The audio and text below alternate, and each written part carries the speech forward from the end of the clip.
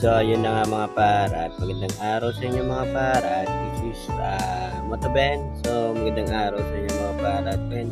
Tamang kwentuhan lang tayo mga parat. So, matagal din tayo hindi nakapag-upload. Then, matagal din tayo hindi nasin sa mga bilang content creator. So, medyo nahihirap sa pagiging content creator kasi andyan yung mga views, andyan yung pwede mong sabihin na ano ba nga ito, short term na ito, para nanditrip ka lang, ganon. So, ayan mga para, mag-upload tayo for recording, add audio tayo mga para. So, magandang araw sa inyo mga para. Saturday ngayon, so mag-upload ulit ako. Then, tamang kwentuhan lang tayo mga para about sa MC Taxi. O kaya bilang isang MC Taxi, ano ba ang dapat mong gampanan mga para? So, safety ng pasahero, safety yung dalawa. So always pray God na ingatan tayo. So yun yung magiging umpisa natin ngayong kwentuhan mga par. So isang bilang yung taxi mga par, hindi yung magkakaroon ka ng pasahero na may mga sungit, hindi mo makakausap mga par, ganon. So meron akong nangyari sa akin nun. So pick up ng Guadalupe to Soler. So that time, naubusan ko siya sa shower cup. Ngayon, ang gusto niya mangyari, maghanap ako ng shower cup na madadala namin yung rider. Sabi niya kasi, masisira daw yung hair niya, masisira daw yung buhok niya dahil nga, may gamot daw. So, naintindihan ko naman yung mga par. So, naghanap ako ng rider. Ngayon, nakahingi ako ng isa. Ngayon, din nasa biyahe na kami. So, nag-discussion na kami about sa ganito, yung hygiene, ganito. Sabi ko nga, naubusan nga ako ng shower cup pagkat sa kanya. Sabi ko, pwede naman i-cancel yan, ma'am sir. Kasi, kaya ma'am sir, alam nyo na, no discrimination para sa kanya. So, matagal-tagal na nangyari yun, mga pare. 6 months, o mga kalating taon na nangyari yun.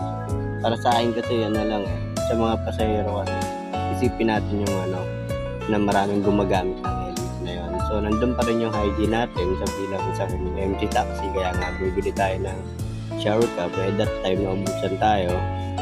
Then, ayun na, cut na natin yun. Then, ang sabi niya, baka ng helmet mo. Sabi ko, naglalaba naman ako every Saturday. So, umulan kasi nun, nung kahapon na yun, bago ako bumiyaya at maging pasahero ko siya. So, nangyari, nagkataon na umulan, then nagamit niya, so mabaho talaga. Mabilis pumawang helmet once na bagong laba, tapos umulan na basa, ayun, matik yun, mabaho talaga yun.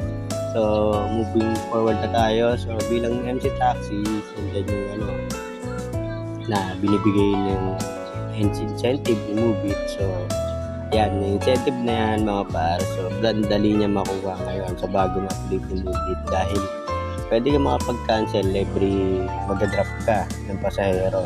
Pwede ka mamili lang gusto mo, pwede ka mamili ng malapit o malayo. Depende sa'yo. Paano diskarte mo? Basta ako, diskarte ko kung alam mo yung paano diskarte talaga. So, for 2 years na nag-move ako, all goods naman kasi nabayaran ko yung motor, napagbayad ako ng motor, tsaka bahay na ginawa namin.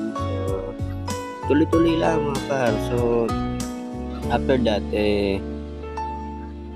nagtuloy-tuloy na yung sa mga blessing yung dumarating sa atin kung paano diskarte mo. So pagiging MC Taxi mga par, kailangan mahaba pasensya mo, mahaba PC mo, magkakaroon ka ng kalsada, magkakaroon ka ng makakaaway mo sa kalsada, pero hayaan mo na sila mga par kasi kailangan natin maging professional. Kailangan natin ibigay sa pasahero yung pagiging professional natin. Kasi ang dala-dala natin lisensya is professional, so dapat maging professional tayo, hindi unprofessional. So tama ko ito lang mga par kung ano yung pwede ko maibigay sa inyo na tip sa pagiging MC Taxi. Pagiging MC Taxi mga par, kung gusto mo kumita na malaki talaga, nagka 10 to 12 hours ka.